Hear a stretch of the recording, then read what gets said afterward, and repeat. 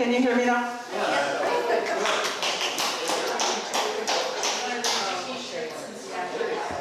I'd like to welcome you all to the very beginning of where the golden rule is going to be close to where we are when we're speaking. She's just down the road about 3 blocks. It's pretty exciting. We're getting ready to splash her into the water again. Captain Kiko Johnson-Kitazawa is here. He's been working hard for the last 2 weeks.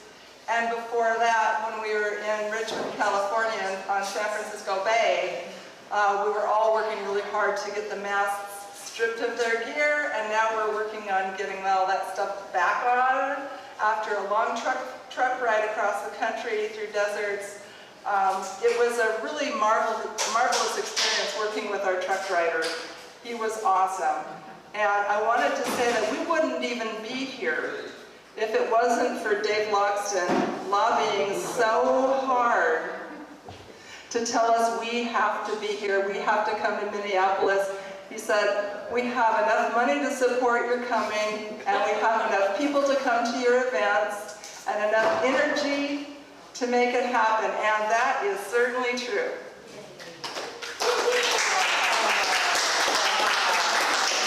You are a marvelous arm twister, Dave.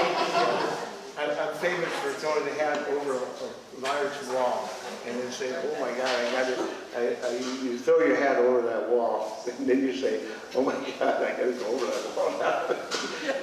but I had a lot of faith in Helen, that's why.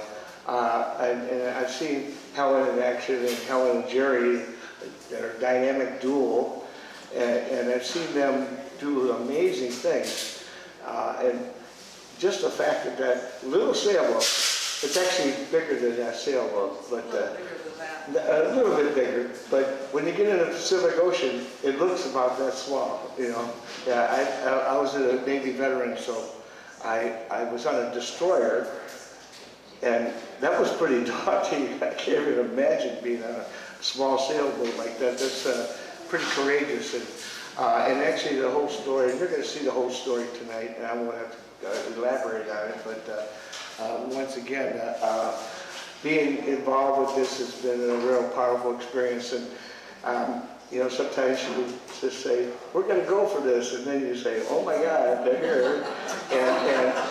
But it's all good, you know, and that little boat's going down the river, and God help us, it's going to make it. I just know it will.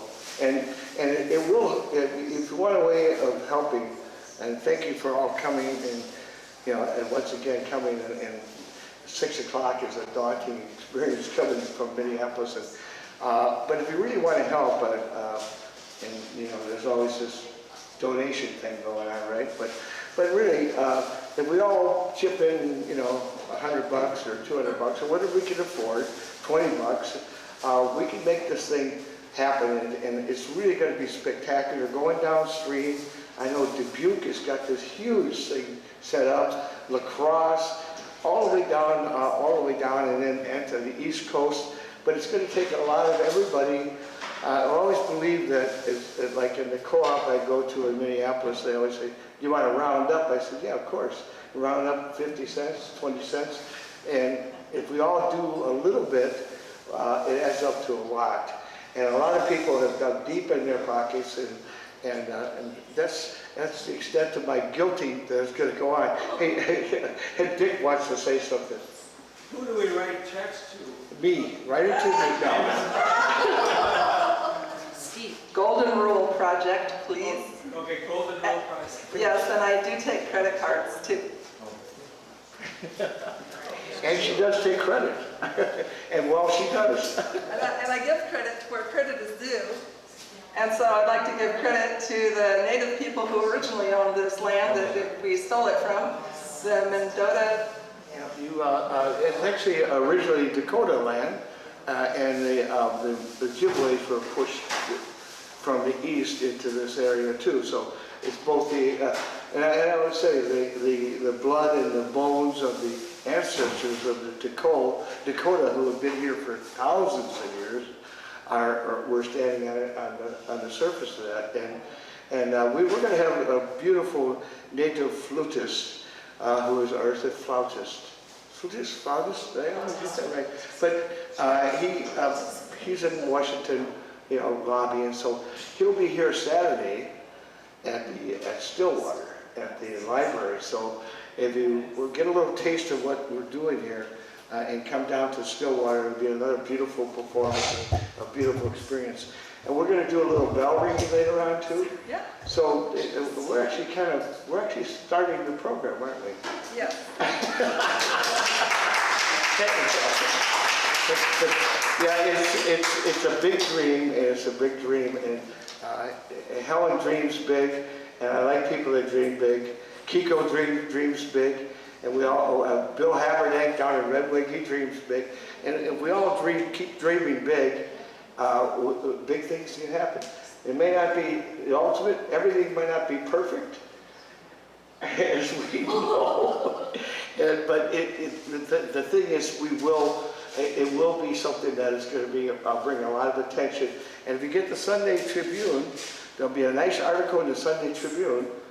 I'm pretty 100%, 90%, 95, 100% sure in the Star Tribune. There'll be a big article about the Star Tribune, about the Golden Rule, which is going to be exciting.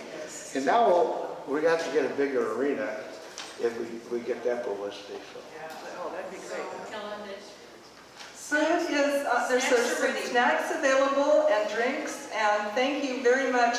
Mary McNellis has worked really, really hard. Thank you, Mary.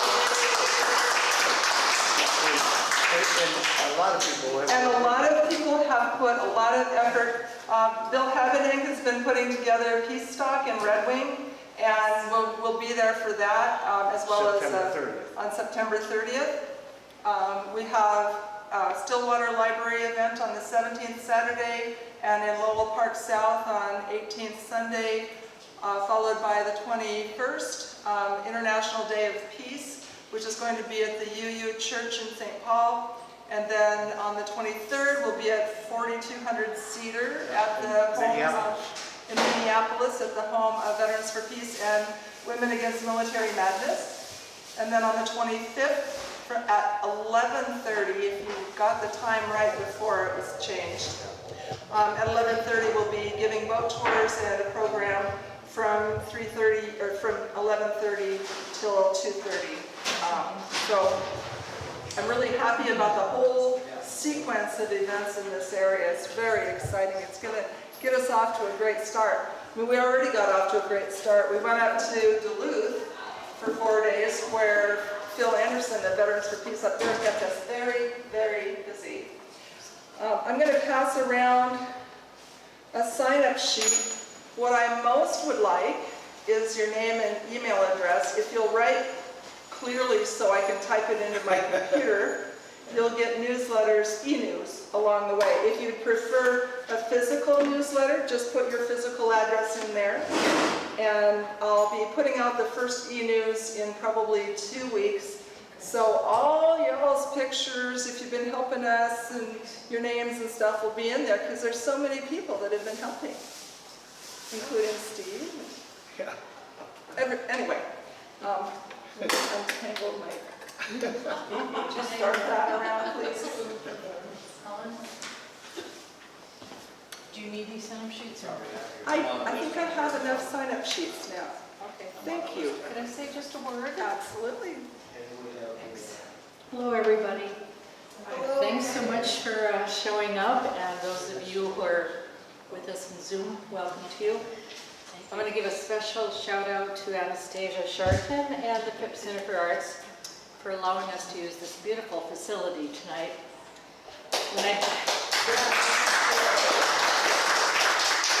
When I booked this room, I had this image of the Golden Rule sailing in front of us. Fortunately, that's not going to happen, but anyway, I think that's all I have to say. So thank you for coming. There's snacks in the back. Sorry we got started late, and I'll turn it back to you, Helen. And I do have some programs. Thank you, Mary. Oh, yeah, that's real cool. Mary's going to pass around. some programs. You know, as things start rolling, we'll get a little bit more. Every presentation will have a really cool souvenir program. And we're not quite there yet, but we will be. So, We got to weigh our bell ringers too. and the bell ringers are here. Oh, this is great. So where in the program would you like the bell ringing? Good question. Wait for Bruce yet. Okay, well then we'll wait for a little bit. I'd like to just basically introduce you to the Golden Rule as it normally is from the film, Making Waves, Rebirth of the Golden Rule, filmed in October of 2017. So here's the story. From 1946 to 1958, the United States detonated 67 nuclear bombs in the Marshall Islands, in the middle of the Pacific. That whole time, people were protesting, writing letters to the editor, writing their congressmen, senators, the president, doing everything they could think of to try to stop the nuclear tests. Since they weren't successful at that, a group of Quakers, you know, they're pacifists, but they're very active pacifists, and they decided they would do something really crazy and take a small boat to the Marshall Islands and just put themselves in the way, just like any other nonviolent direct action. But this was a really big deal. They publicized it with everybody, so a lot of people around the United States and some around the world knew about the voyage of the Golden Rule and what they were trying to do. So they left out of Los Angeles. This is 1958, is when they decided to try this. Left out of Los Angeles, and they made it as far as Honolulu. Between the time they left Los Angeles and the time they got to Honolulu, the U.S. government put a whole lot of the ocean out of bounds, and they called this the Golden Rule. Let me see if I can find it. There they are in the 1958 boat.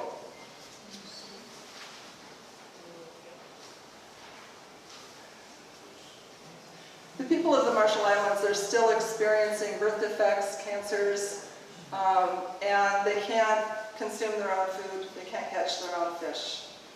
And as a result, they're dependent on the United States for shipments of very poor quality food. So their health is bad, not only from the effects of the bombing, but also of the effects of not being provided with nutritious food.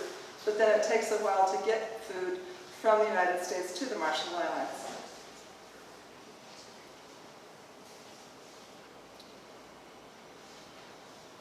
So there they went. So the Golden Rule was that you couldn't enter this giant area of the Pacific. And if you take that and superimpose it on the United States, it covers up a big portion of New England. It's not legal for the United States to declare a huge area out of bounds, but they did. So the crew and the boat got to Honolulu. It's about halfway across the ocean. And they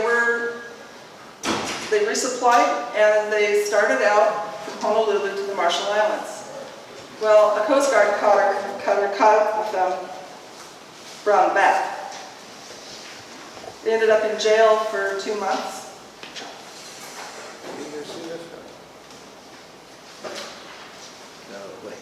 And they took off again, and they got brought back again. One of these guys is still alive. Orion Sherwood lives in Salt Lake City. He was just interviewed by the reporter from the Star Tribune.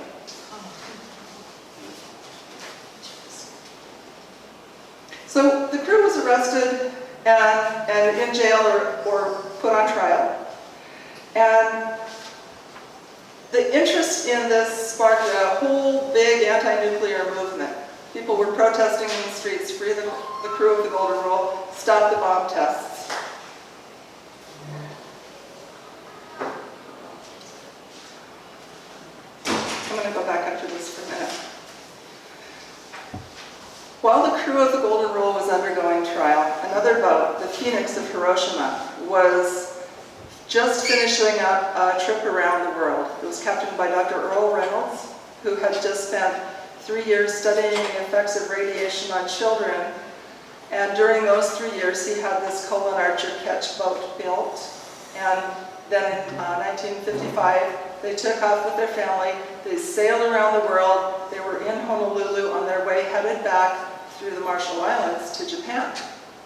They docked 2 slips down from the Golden Rule and heard the story. And they went to the trial. And they were extremely moved by what had happened. And they decided that they would take the baton and they would go to the Marshall Islands. And they did. According to Jessica, the Earl Reynolds' daughter, they made it about 7 miles into the testing zone. Bert Bigelow, the captain of the Golden Rule, thought they made it 65 miles in. I wanted to mention also, the captain of the Golden Rule, Bert Bigelow, was a Navy commander.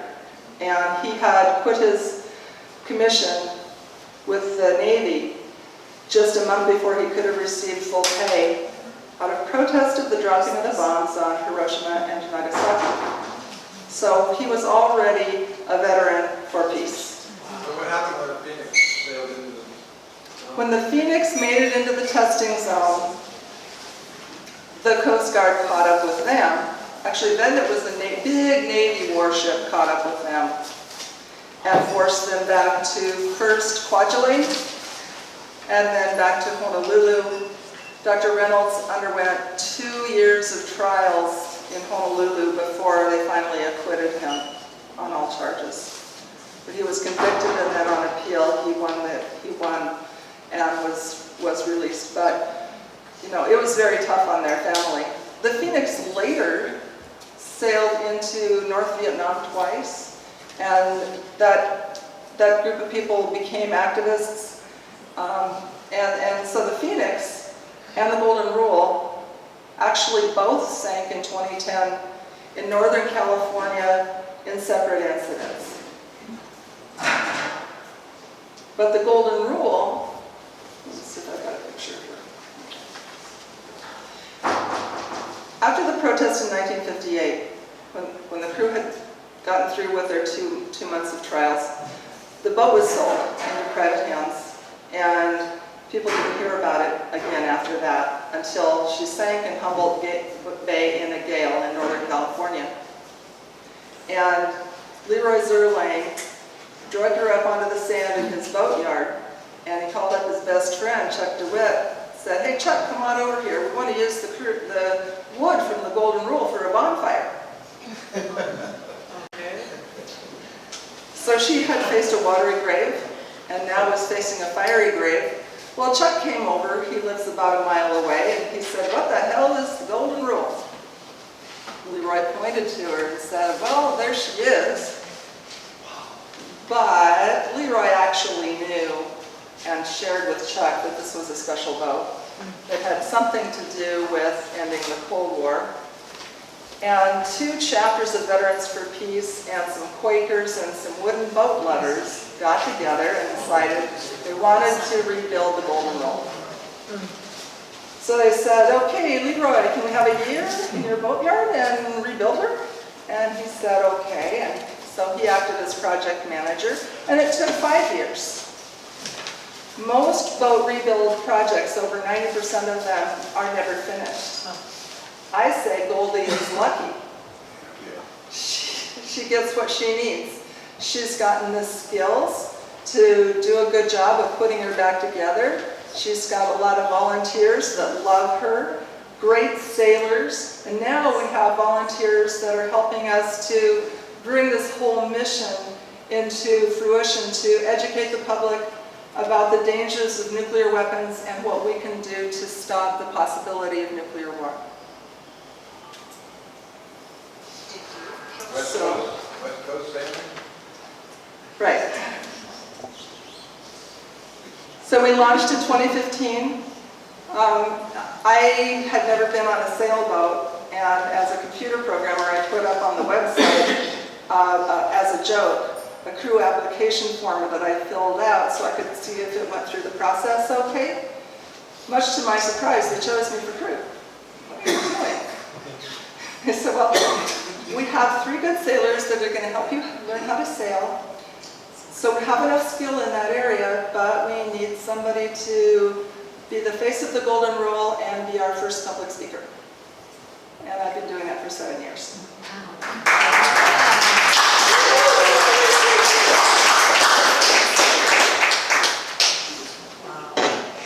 So in 2015, we headed out in July, and by the 4th of August, we had arrived in San Diego for the Veterans for Peace National Convention, where we were really the star of the convention. We took people sailing 3 or 4 times a day, every day, for the duration of the convention. It was amazing. I was really busy as a sailor right then. And we made 10 ports of call on the way back north, mostly stopping at peace and justice centers and Veterans for Peace places and talking with people with a PowerPoint presentation that I took from Colonel Ann Wright and have been modifying it ever since. In 2016, we sailed up to Vancouver, Canada, and over to Victoria. And we even went up the Columbia River as far as Hood River. So that was a very big year. We gave 23 educational presentations, 4 water-based protests, and we were in 4 wooden boat shows. The wooden boat shows are really cool because you get to reach beyond the choir. People learn about the project that are just interested in boats. They don't care about nuclear issues. And so it brings the maritime group into the fold here, and they learn that people are working on nuclear issues and they want to get involved. One special thing that happened in 2017, July 7, 2017, was the day that the United Nations General Assembly approved the language of the Treaty on the Prohibition of Nuclear Weapons. Something special that day was the Golden Rule was sailing above where the Phoenix was, under 25 feet of water. We had a great amount of ceremony and filmmaking on that day, and not long after found out that the Phoenix is too rotted to be able to ever restore. So we now have the baton passed back to us, and now we represent both boats.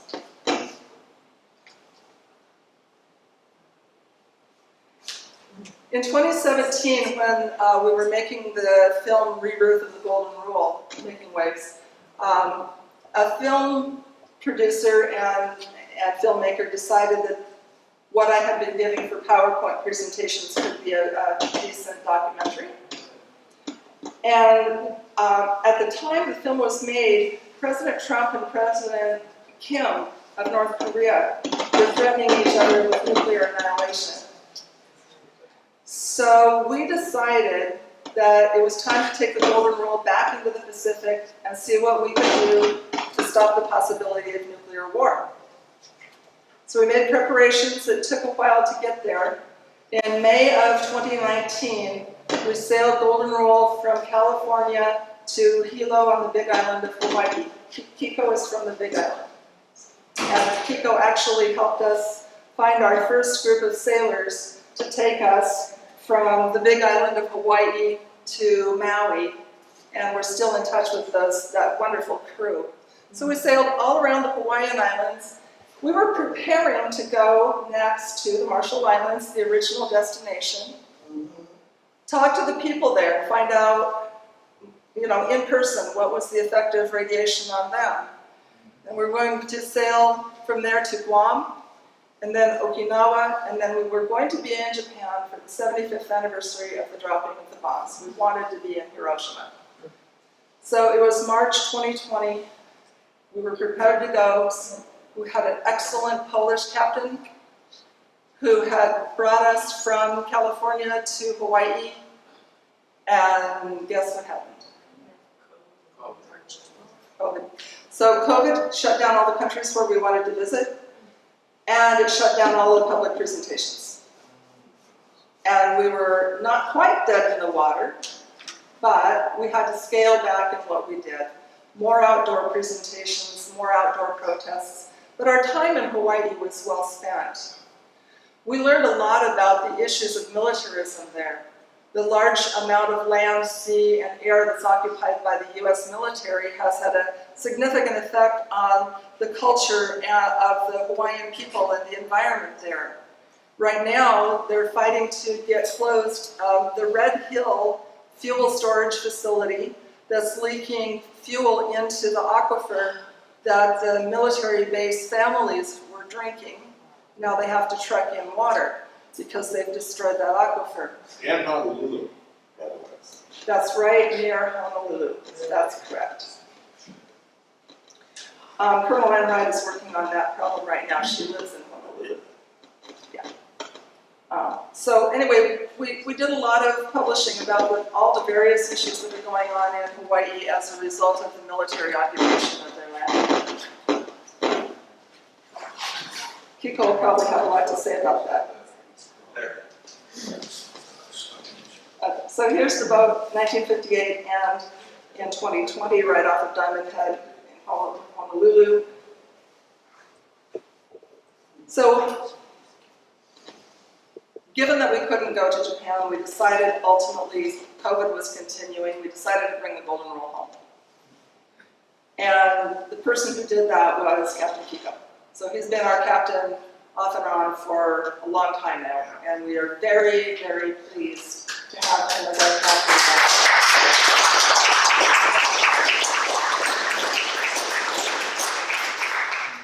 He's part native Hawaiian, part native Chamorro from Guam, and various other things. 4th generation Hawaiian canoes, sailing canoe builder, boat builder. So if a boat needs to be rebuilt, put back together, re-rigged in some way, done something creative with her, he can do that. He's really a great sailor and a great boat builder too, so we're very, very fortunate to have him on board. Yeah. So what Captain Kiko's going to do now, so we put the Golden Rule on a truck, brought her over here to the marina right down the street, and we've been working for the last almost 2 weeks to put her back together again. And so we start here in Minneapolis. This is called the Great Loop.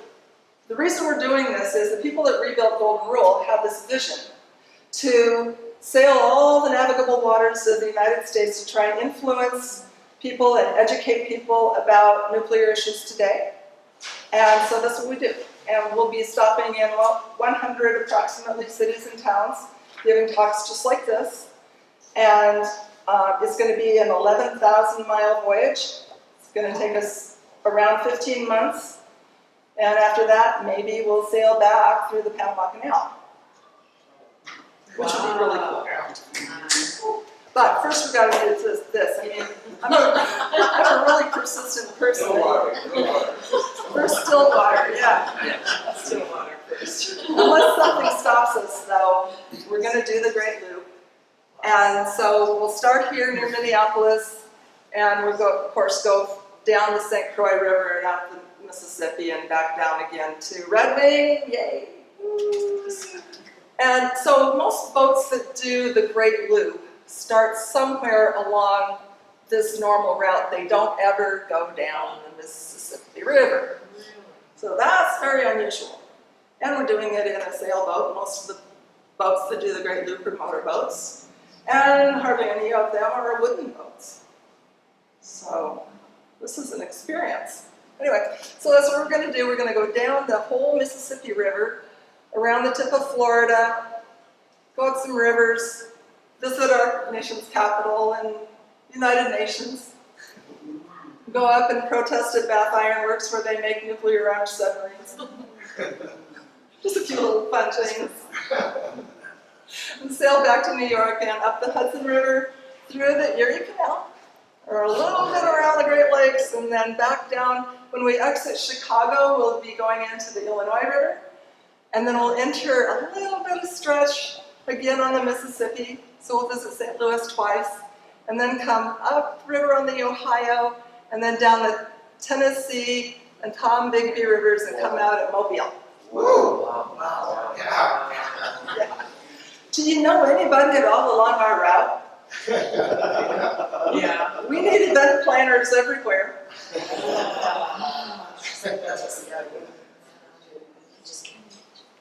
This is just some of the things we've been up to the last few years. Do you have Fleet Week? Oh, not here though, right? No, Not on the ocean. We like to take people sailing when we can. Give people boat tours. September 24th and 25th are good days to tour the boat. We'll be at the Watergate Marina in St. Paul. And that'll be a really great time. Right by Crosby Park. Right? Yeah, 5-minute walk from Crosby Farms Park, where we'll be on Sunday the 25th. And sometimes we take people as crew. That's Colonel Ann, right? Is this good now? No, that's Colonel Ann, right? We've had a Peace Action Camp. We supported an Indigenous canoe voyage. That was the boat that we were the support for. Very interesting boat. Made of stitched planks. And they have 4 paddlers and a bailer, as in bail out the water. This design boat hadn't been made for 200 years. And 2 months? Is it 2 months? I don't know. Elle Frank is in Santa Rosa, and she built the boat with a lot of help. And I don't know what the They price is. use tar in the seam, Yes, natural pitch from the spring. don't know. So this is what we did during COVID. You can see we're all masked. So Diamond Head in the background, people commemorating nuclear victims on March 1st, the day of the Castle Bravo nuclear test, the biggest nuclear test the United States ever accidentally did. Okay, so before I get into the rest of the nuclear issues, I think it's time for a little bit of levity.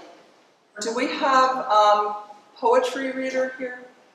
Could we do the bell ringing first? Bell ringing next? I would love to turn this over to the bell ringers. Could you guys take over? Why not? Why not? Get the slide off there. What a great presentation so far from Helen. And Helen is such, yeah.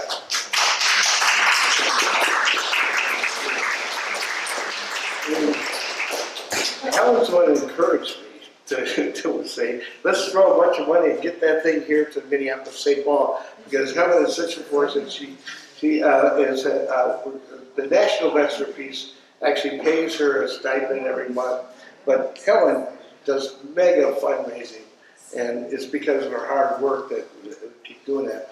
Well, what we're going to do is we're going to bring our bell ringers up, Veterans for Peace, and Steve, would you like to come up and talk about why we're in, oh, yeah, both, either one of them. I'll take any Steves.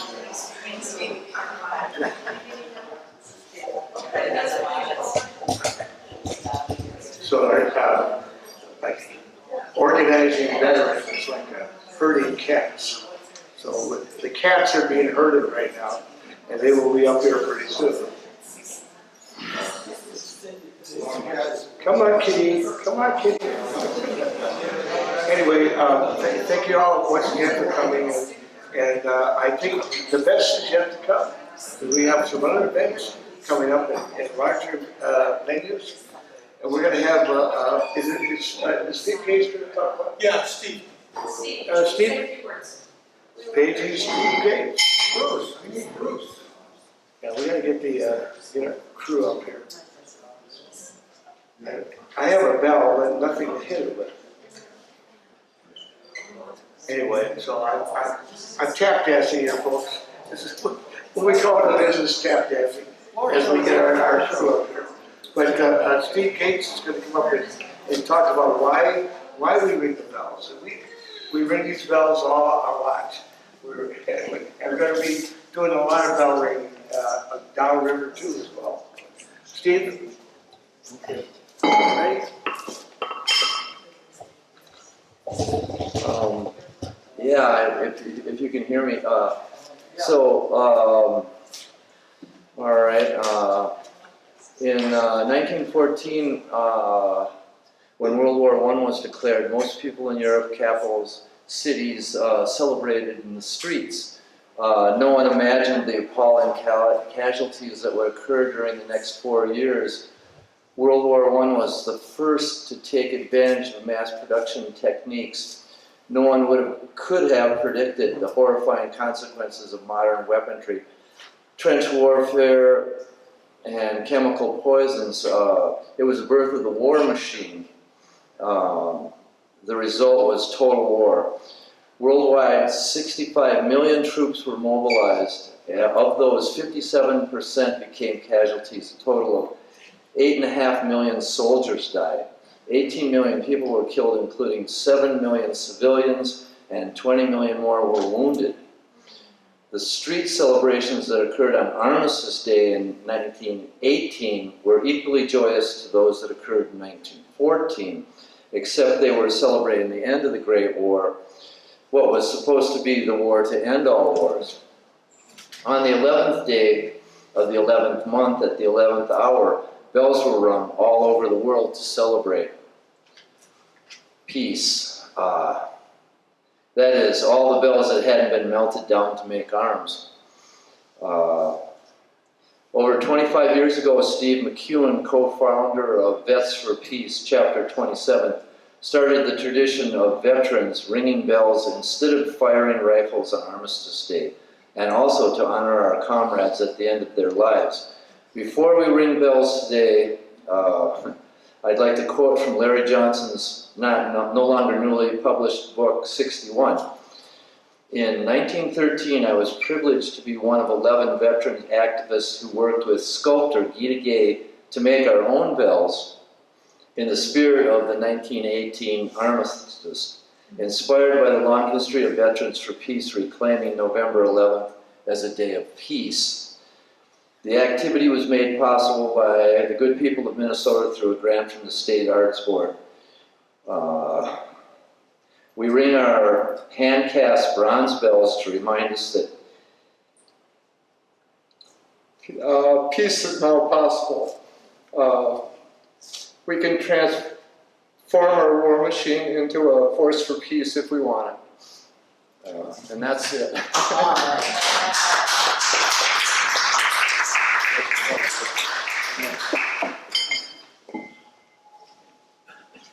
On the 11th month and the 11th day and the 11th hour, peace reigned across the world, and we ring those bells.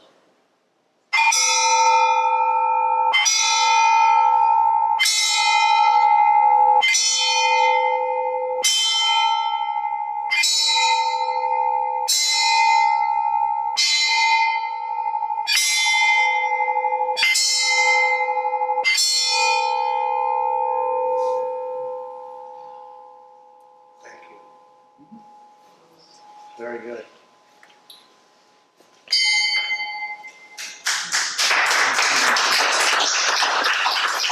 So at this point, we do have a poet in the audience, right? There he is. And what was your name again, Thomas? Thomas R. Smith. Yeah, I'm sorry, I didn't have that name. I should have been a little bit more prepared, right? On the program. Yeah, that's okay. And he's going to read a couple of poems, right? About a half dozen. Would you say half dozen? That's right. Well, we have to get the hook out by number 5. Brace yourself. Now give up. Yeah, come on up. And you can tell, you can do your own bio because I don't have. Oh, sure. Yeah, that's fine. Yeah. Thank you. Okay.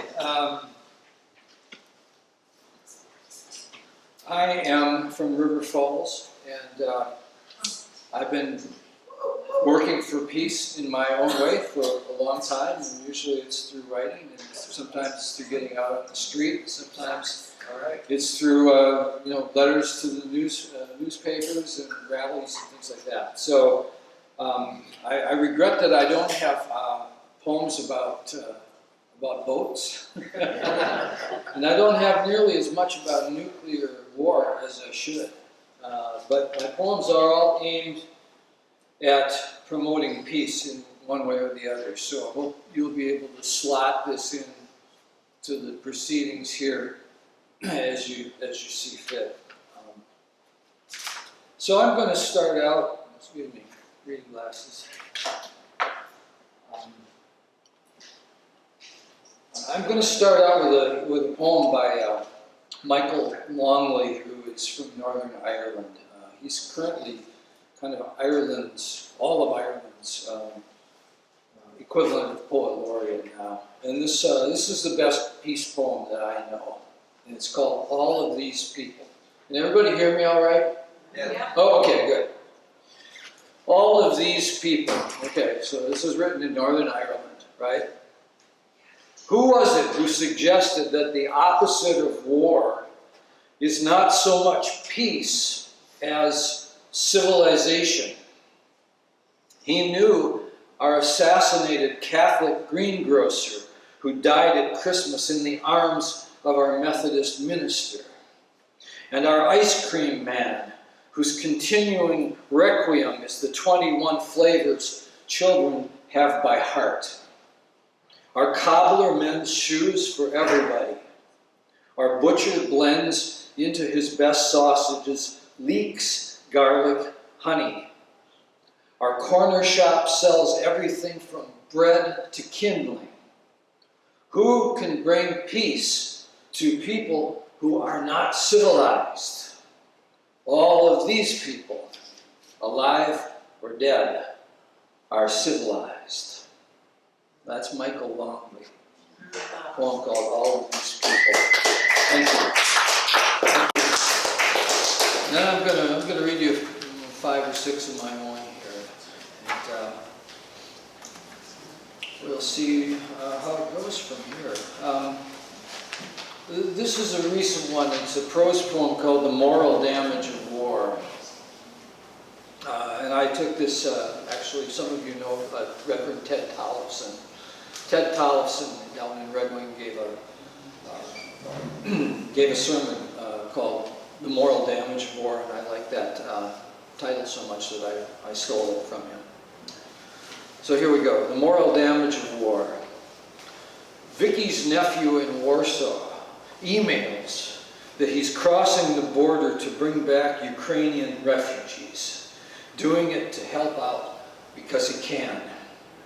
Our Unitarian minister, Ted, is preaching on the moral damage of war. Is the degree of damage relative to our actions? In our bathroom, the National Wildlife Federation calendar shows a pair of Canadian lynx kittens in what appears to be a mossy hollow log. How alert their presence, their blue-green gaze, their healthy wet noses. They nestle together in animal comfort, coarse fur shading into hollow darkness. The moss and lichen framing the opening are almost floral, a wild, sweet garden, beautiful, Earth's beloved children. In Eastern Europe, Ukrainians shelter now in any place that will have them, away from the bullets and bombs, the indiscriminate killing, the wholesale destruction. Children sleep on a floor, their colorful clothes and blankets, the rags of a torn protection.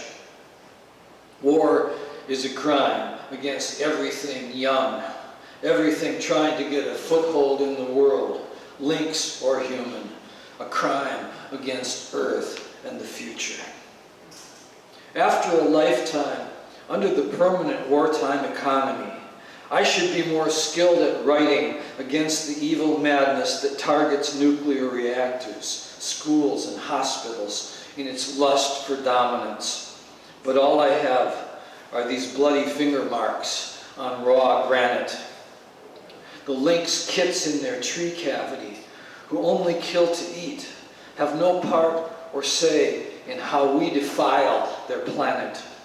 Maybe the moral damage of war is nothing more or less than our acceptance of a world in which money and weapons corrupt our basic sympathy for the innocent and reduce our God to a mirror image of ourselves, whose worship demands of us no sacrifice, but our honor.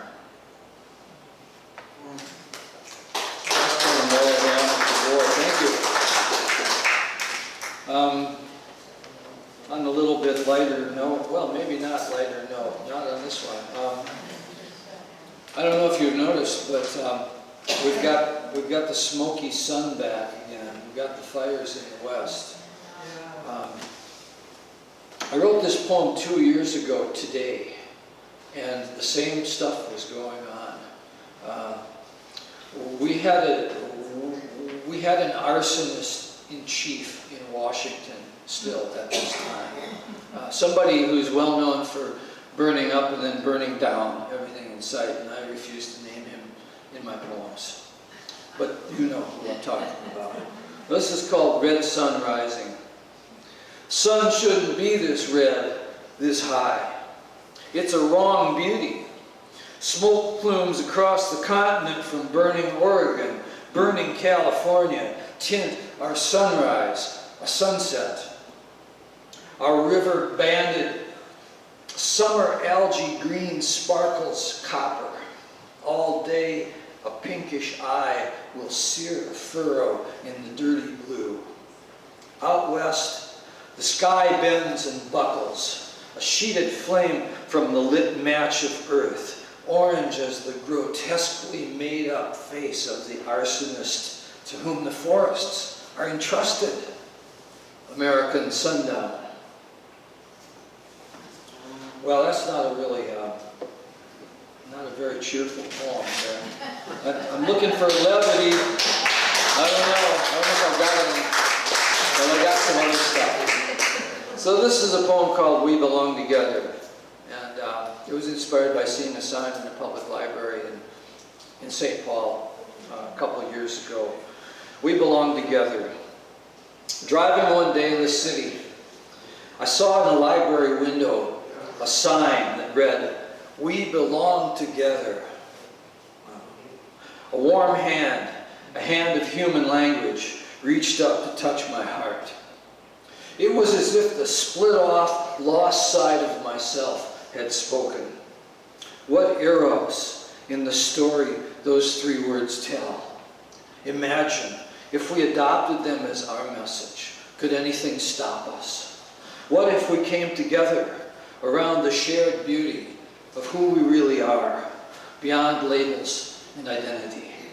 If we said, we belong together, and meant it, think what we could do. So you're doing some of that. You're doing some of that here. Okay.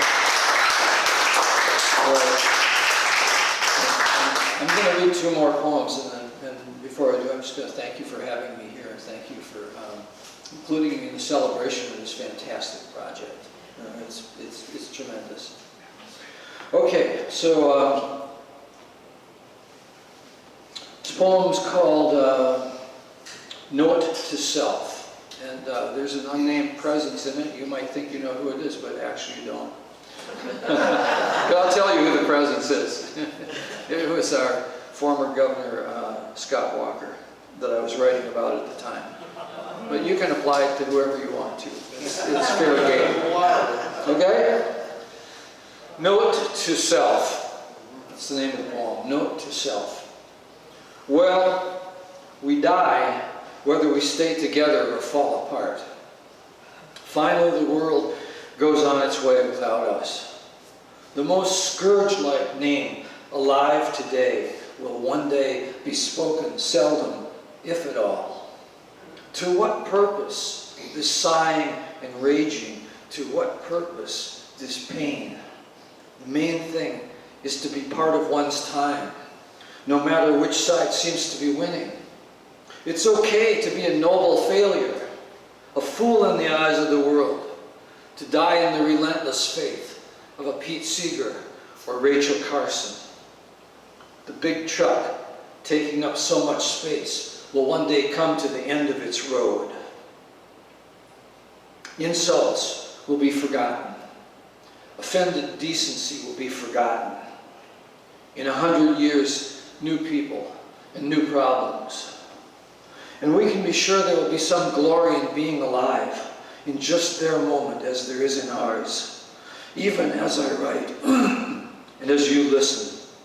The termites of ruin are chewing day and night at the underside of the hypocrite's mask that shines with such shameless intensity in the national spotlight. The time to speak is always now.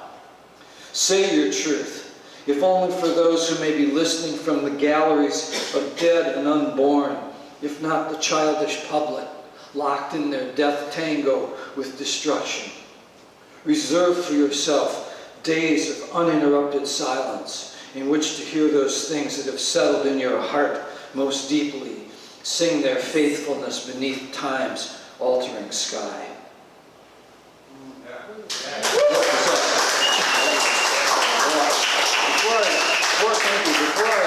Before I read my last poem, I want to say that I was really interested in what Helen was saying about the origin of the Golden Rule in response to the nuclear testing in the Pacific, and I just finished reading William Souter's great biography of Rachel Carson called To a Farther Shore, and there's a lot of good background about that time in there and the threats not only of pesticides to the environment but of radiation and the nuclear threat. So I highly recommend it. Fantastic book. So thank you for that information. It's called Poem for Hope. I wake mind and spirit clouded by the news. The gray sky says that things have been both better and worse. How did the woman interviewed on NPR put it? I should tell you who she is because it's a footnote in the book. It was the writer Rebecca Solnit. Okay. How did the woman interviewed on NPR put it? Quote, Americans have developed a preference for certainty over hope. That's the current we swim against. Damp as it is, the air is surprisingly clear. Suddenly, I'm aware of another. A small hawk, a Cooper's, a lights on a low branch, not flying off as I come nearer, giving me a good look at it. I've never seen a Cooper's hawk in this place, much less at close range. I pull my breath inward, beholding in sharp detail the small shapely head with its hooked beak and burning eye, its wings and tail that's so elegantly charged with life, the space around it. Friends, the greatest realists are those who, uncertain about their certainty, keep a door open for hope. This is still a beautiful planet. You know how geese, before migrating, will all at once start into motion and with a great discordant orchestral cry rise en masse from the water? The day is coming when we'll do that too. So, thank you.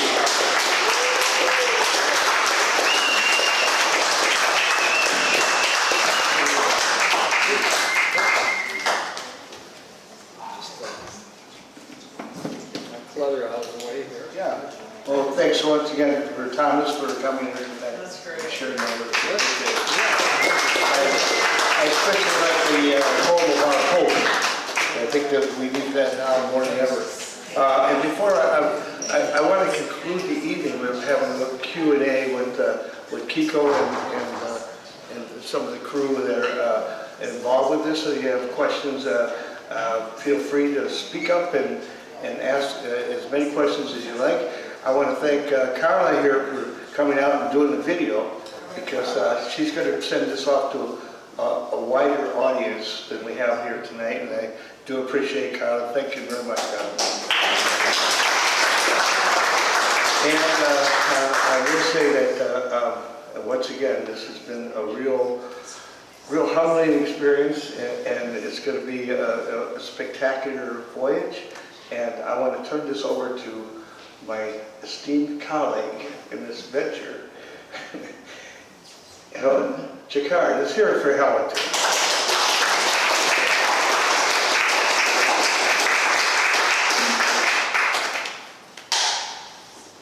So I wouldn't be doing the mission of the Golden Rule justice if I didn't mention that we are in conflict with other nuclear armed countries right now.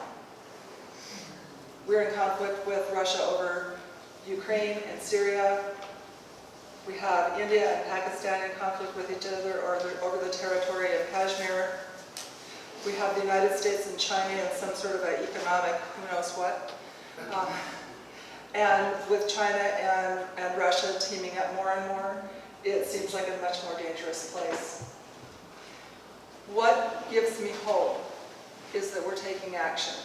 Not only is the Golden Rule sailing for a nuclear-free world and a peaceful, sustainable future, but we have people that are working in all kinds of other ways towards nuclear disarmament. Steve McCune and others drove all over the whole state of Minneapolis collecting signatures in every city, town, county, in the whole state. How many signatures? It was 23,000 signatures. Wow. 23,000 signatures.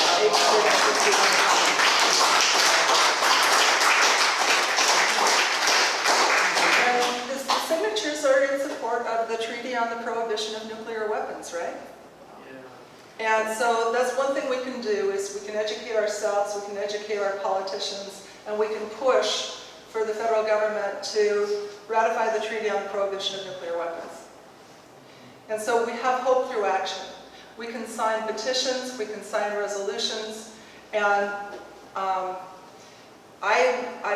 would like to point out that should Russia and the United States or China and the United States have a nuclear exchange, Hawaii is in the crossfire. And I think that may have something to do with why Captain Kiko is here.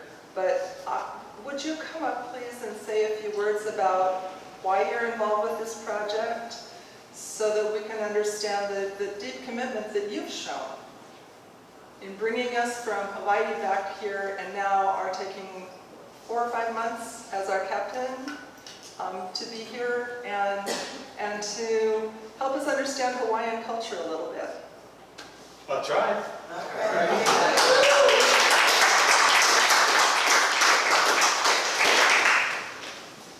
Okay, thank you. First of all, there's more than one Hawaiian way, so don't go telling it, oh, that Hawaiian guy said this. Just like there's more than one American way, I believe, yeah? Yeah. Okay, so, let's look at something about Hawaiian culture. I wrote a little essay on the occasion of the Honduras being the 50th country and final country required to ratify the treaty banning nuclear weapons. Now, most of you know that the earlier Golden Rule efforts and the Phoenix efforts led to the Atmospheric Test Ban Treaty and the Comprehensive Test Ban Treaty, where they stopped blowing these things up in the air and underground and releasing a lot of radiation. But what's the proper title of this treaty? United Nations Treaty on the Prohibition of Nuclear Weapons. Prohibition. No. So they're finally in the same category as poison gas and germ warfare. So a lot of people, when they heard this, they're like, well, what good does that do if you still have 9 countries that have nuclear weapons that didn't sign on to this treaty? Or some other people might say, what good does that do if one country or another country cheats on that treaty? Okay, let's use an analogy. It's against the law everywhere I've heard of to murder people. Sometimes people still murder people. Has anyone heard of a serious suggestion to take the laws off the books against murder because sometimes people murder people? No? Okay, so a treaty, at least it's aspirational. It says, we think this is how things should be or could be. and it's something to work towards. So when the treaty was ratified, I think Colonel Ann Wright asked me to write a little op-ed piece. I don't think it got published, but I approached it from the standpoint of 3 things from Hawaiian culture and history. So the cultural one is the year was divided into different seasons, and different seasons were presided over by different deities. We had 4 major gods: Kane, Lono, Ku, and Kanaloa. Kane was associated with fresh water and rain and sunshine. Lono is a god of agriculture and sports. They all have more and many forms, subforms, but I'm painting broad strokes. And then Ku is people usually say Ku's the war god, but that's a big oversimplification. Ku is government, diplomacy, canoe building, and war. So because war is, who is the guy? Diplomacy by other methods. But you know, there's something to that. Anyway, and then Kanaloa is usually described as the god of the sea. There's more to it than that as well. So, the season of Lono is called the Makahiki, or the Hawaiian New Year season. And that's a fully, what is that? Fire There's a alarm? dress rehearsal We going have on to in go the up? main theater, so that's just the So we don't, back from intermission. we don't have to evacuate the no diving under the tables. Okay, good. Okay. So the season of Lono, the Makahiki, or New Year season,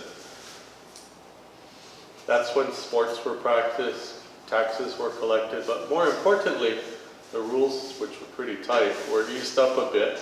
People were a little more merciful and compassionate. Infanticide was banned and war was prohibited. So a lot of people go, wow, you guys had a third of the year when war was prohibited and people followed that? That's like a treaty, yeah? It's not perfect, but it's like the Geneva Convention says, don't kill civilians, or, you know, don't abuse prisoners of war. So if people listen to that, war's still bad, but it's less bad, yeah? And maybe it can get better if you honor those agreements. So when some people sometimes say, well, if you could get rid of war for a third of the year, why don't you just get rid of it all the time? Yeah, that's a good point. So even in Geneva Convention or Western civilization, they have the idea you shouldn't bomb civilians and you shouldn't use poison gas. And so, well, why don't you just get rid of all those bullets and bombs? Yeah. It's hard to do. That's why it hasn't happened yet. Yeah, it's hard to do. Because I'm going to make a bold assertion here and say that no person and no country is missing any of the conditions of human life. They all have the compassionate, kindly one, and they all have that let's kill them all one. And so it's easy to say, oh, those guys bad, or these guys bad, or we're bad. Or you can also say we're good, and those guys are good, and they're good, and it's all true. I think our best effort lies in cultivating the good and getting a handle on the bad within ourselves. And then that's an example for others around, and that's an example for communities and regions and countries. So back to the editorial. I wrote Makahiki, this example of 1/3 of the year. It's a start. It's like banning nuclear weapons. It's a start. Maybe some of the countries that have them will sign up next. Please work on that. Second one was the Hawaiian Kingdom was an entity that was recognized by the other civilized nations of its time. And that was a time when the so-called great powers, sorry, my little retort from a lesser country is, what's so great about them? Because because lots of times it just seems to be great powers just want to bully smaller countries. But if smaller countries are bigger than another smaller country, they might do the same thing. So we cannot get too sanctimonious. That country, the Kingdom of Hawaii, negotiated treaties with all the great powers of the time. Those were Japan, Russia, France, England, United States, Germany, Netherlands. And the treaty was the same for all of them. It said, we will treat your people who come to Hawaii no worse or no better than people from other countries. You're all going to be treated equally and fairly. Our people in your country will follow your laws. Your people in our country will follow our laws. And you all agree not to take over our country. All of these countries honored that, except for one, whose citizens nowadays will say things like, well, if we hadn't taken you over, one of those guys would have. Maybe they would have, but you guys did. But that's okay. It's not okay that it happened, but it doesn't mean Hawaii people hate. They're not happy with the people who did that, but that doesn't mean they hate the country. Okay, last part to that is that treaty also included neutrality.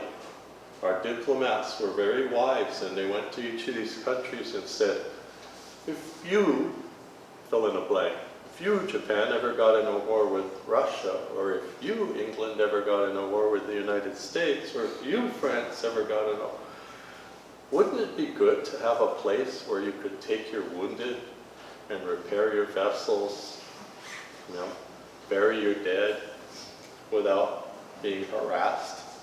We can be that place. We'll be a neutral country. Neutrality barely survived World War II. Sweden, Spain, Switzerland, and they were under a lot of pressure.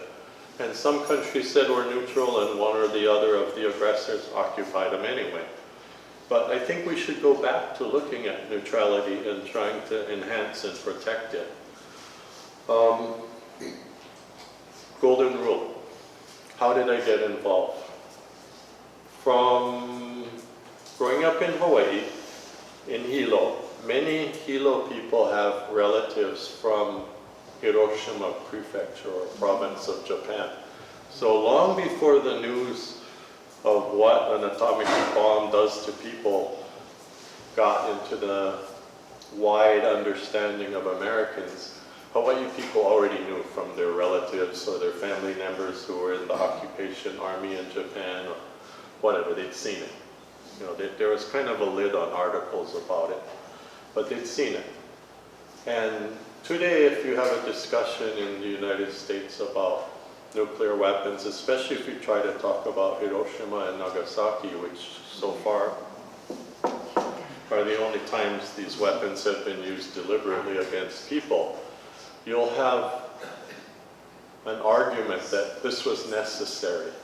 There would have been more people would have been killed if we didn't do that, both American soldiers and Japanese civilians. And that maybe this was, if not a good thing, a lesser of two evils thing. In Hawaii, I never heard that growing up. Everybody was like, that's bad. Let's not do that again, ever, for any reason. So that's something else Hawaii has to offer. So growing up, maybe that was an influence. I read books about people surviving Hiroshima when I was in at least intermediate school. And my 11-year-old schoolmate, Eddie Hui Hui Jr., when I was 14, introduced me to Nichiren Buddhism. So I've been practicing that, and that SGI association has always had a component of the youth division collecting stories of war survivors and publishing them to the generations who've never known war, volumes called Cries for Peace. Things like people being convinced that it was better to jump off a cliff into the ocean than be captured by American soldiers. And young nurses making a circle with a hand grenade and letting it go to kill themselves rather than being captured by the enemy. So this is the kind of hellish condition that war always brings. So that was an influence. So I'd always been advocating for peace and trying to create it in myself and in my interactions with others. And thinking, what can I do out here in the middle of the ocean? I'm not a diplomat, I'm not a legal scholar, and I am a boat builder and a boat captain and a Hawaiian cultural educator. And then this little boat comes sailing in and somebody called, it's like, can you help with this? I'm like, yes! I'm like, do it! Thank you. And the last thing I'd like to close with is, if you're working for peace, you don't want to have your own mini war within your association either, right?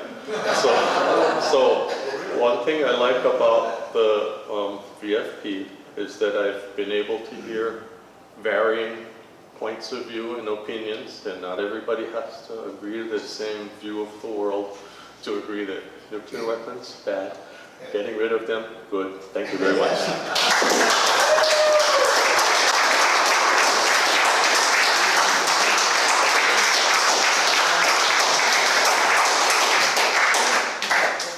So as the program suggests, it's time for you all to have a chance to say things, and I do want to remind you, or maybe you didn't know, we don't have any big foundation grants or any kind of support from the government or anything like that, and we have a donation jar over there, and we would really appreciate your support so that we can continue to sail down the Mississippi River and around the whole Great Loop. It's a big project and it's going to cost a lot of money, and we certainly, thank you, would appreciate your support. So let's just turn it back over to everybody and find out, what would you like to talk about? Questions? You want to talk about Ukraine, Veterans for Peace nuclear posture review, other nuclear issues, what you can do. What would you all like to talk about? Are you aware that there's been a couple of dozen Ukrainian kids visiting in the Twin Cities, and they probably are leaving today to back for Ukraine? That's Some interesting. were living in Stillwater, I think. So they're living in Stillwater and they're about to go back to Ukraine. Wow. They were somehow or other they funded a month where they could come here for just a sort of Wow. either respite from the war. That's excellent. Well, I'm really happy that they're here. Yeah.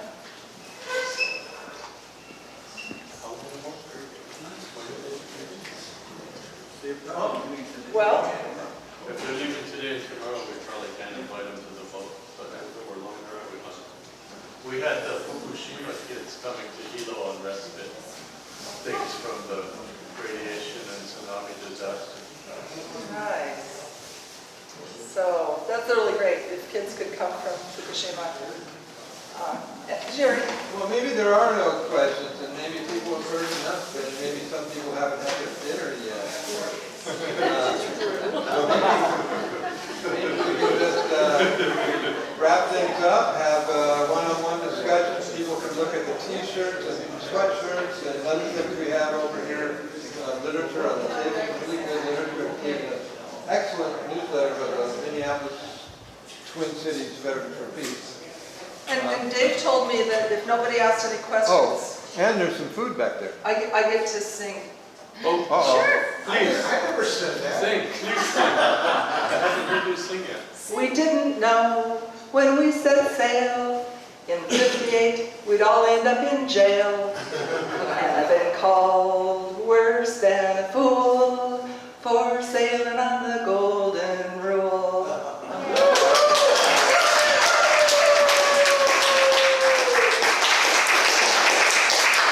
Chris, did you have a comment? I just wanted to bring up something. I just started thinking, has there ever been any kind of a group of folks in any spot who have countered this effort that you have begun? Has it ever happened? Not as a group. We've had people say good luck with that. Oh. On the boat end up the bottom of the harbor. No, but generally speaking, everybody is very open, and we haven't had opposition. But, you know, and unlike a lot of other issues regarding peace and justice, not having a nuclear war is pretty bipartisan. So it's not terribly controversial sometimes. But we like to address their concerns. Like, for example, maybe some people need to learn about the self-fulfilling prophecy. That if you believe that peace is possible, it's more likely to be possible. And if everybody believed it, maybe it might happen, right? But people would say, well, you know, what about North Korea? What about Iran? What about Russia? What about China? So when Biden came into office, Veterans for Peace decided that they would have their own nuclear posture review. So you can look for Veterans for Peace nuclear posture review, and you can read about all those various issues and how you can address those questions. Also, Helen, you like to make the point that we're not calling for unilateral nuclear disarmament. Right. Verifiable, irreversible, not unilateral, but multilateral discussions, and then do it. Kind of like, I mean, Reagan and Gorbachev, right? They brought us from 80,000 nuclear weapons to 13,000 some we have today. We know what this can do. We can do this, you know. We have to give our governments the push. And the media is not helping. Right. Well, the word deterrent comes up. People say that we have to have them because they exist. Deterrence is an interesting topic. I think that deterrence could ultimately fail. And if there's any chance that it could fail, we just have to get rid of these nuclear weapons. Yeah, what's the other expression for deterrence? Mutually assured destruction. Exactly. Yeah. So what kind of strategy is that? Right. Well, yeah, and then we're spending almost $2 trillion of our tax dollars, right, on new nuclear weapons. What? On something, you cannot win a nuclear war, and one must never be fought. That's been said before, and it's true. So why are we throwing that kind of money into something that can't ever be used? I know. Tell me that. Yeah.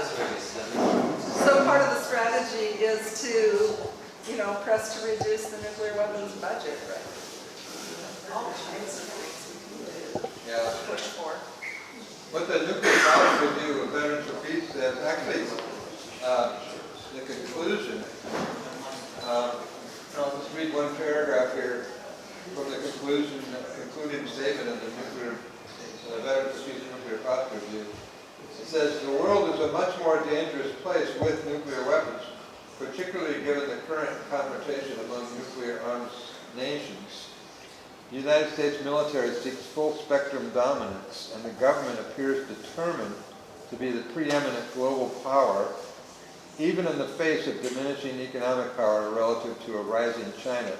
It is hard to imagine the U.S. taking serious steps towards nuclear disarmament without a sea change in the thinking among its political elites and a real change in its posture toward the rest of the world.